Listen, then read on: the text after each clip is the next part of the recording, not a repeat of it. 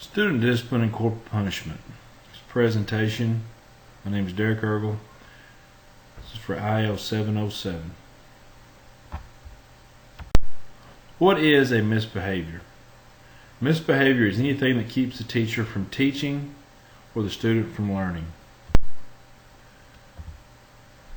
Let's take a look at some examples of proper discipline.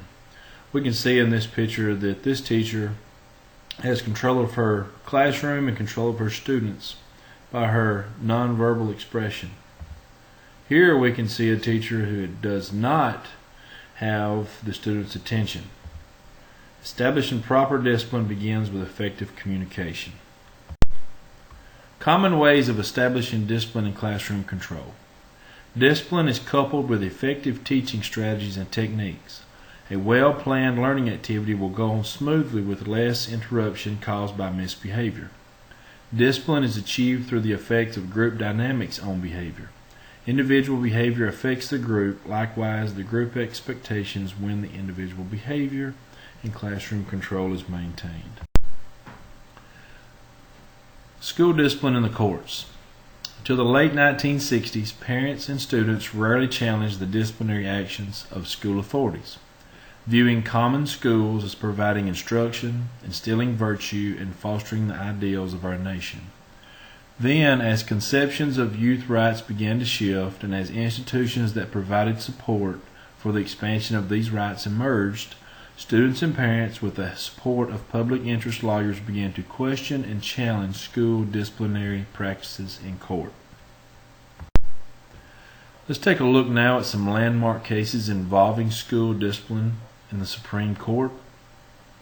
The cases that I've decided to list are from 1967 until 2009.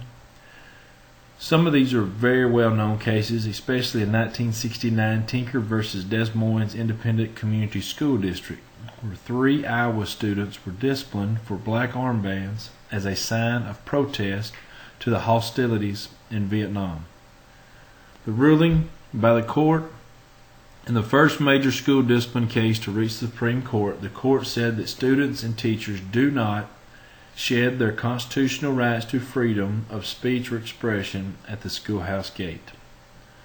Another case I'd like to look at: in 1985, New Jersey v. TLO, a principal searched the purse of a student suspected of drug possession. Court ruled that school officials with reasonable suspicion may search students without a warrant. Next, I'd like to talk about corporal punishment. What is corporal punishment? Corporal punishment is defined under human rights law as any punishment in which physical force is used and intended to cause some degree of pain or discomfort. There is no comprehensive definition of corporal punishment under the U.S. state or federal law. Corporal punishment versus the Eighth Amendment.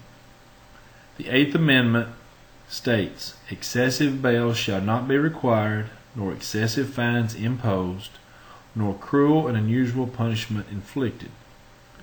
In the Supreme Court case Ingram v. Wright in 1977, the court ruled in favor 5-4 that corporal punishment in public schools did not violate constitutional rights. So a question that needs to be answered is, should schools still continue to use corporal punishment? If so, how often should they use it? For what reasons should they impose corporal punishment? Let's take a look at the 5th and 14th Amendments. The 5th Amendment provides that no person shall be deprived of life, liberty, or property without due process of law. So what is due process?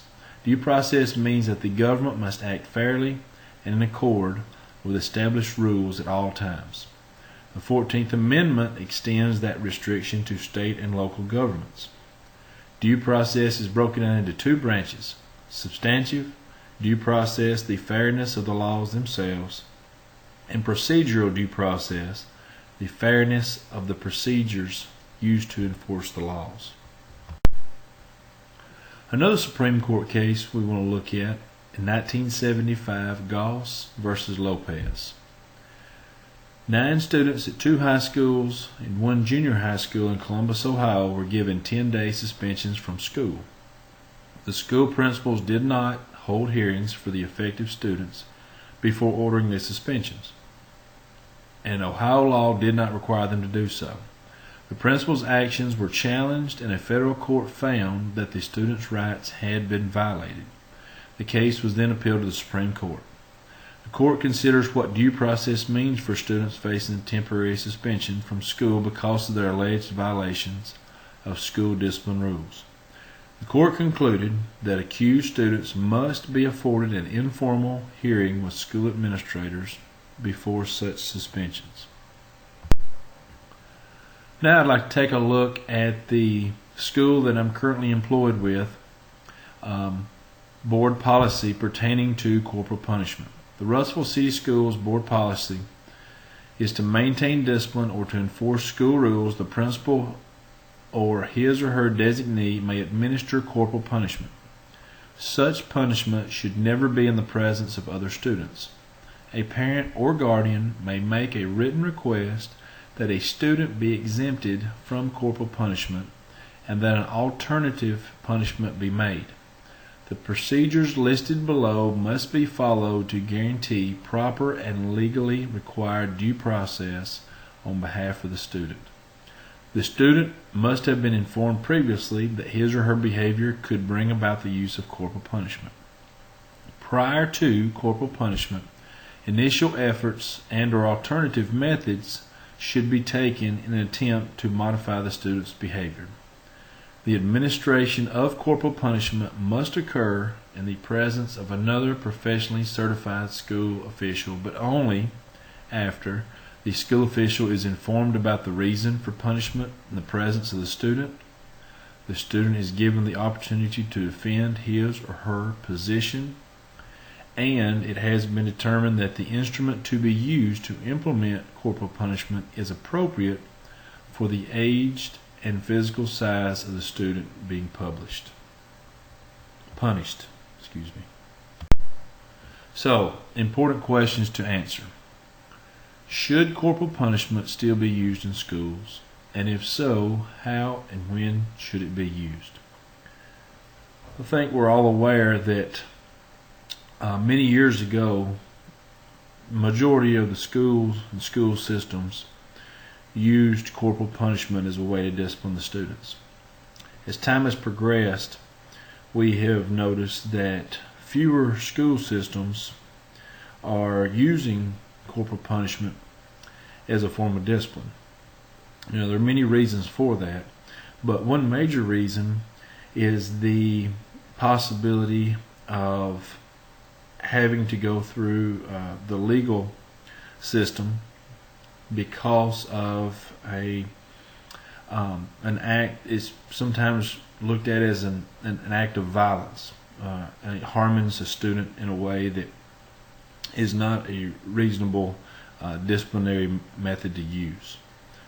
So, important questions to answer. If some schools are going away from this type of discipline, what are they doing? Majority of school systems are using school suspensions and expulsions as a way to properly discipline students. I did a little research, and this one high school, Lincoln High School in Walla Walla, Washington, tried a new approach to school discipline, and we're going to see that their suspensions dropped almost 85%. So what did they do? The old approach, they used a fierce zero tolerance policy where they suspended or expelled students for any reason that violated the board policy. We can look at the old approach. They had 798 suspensions, 50 expulsions, and 600 written referrals. The next year, a new approach was implemented.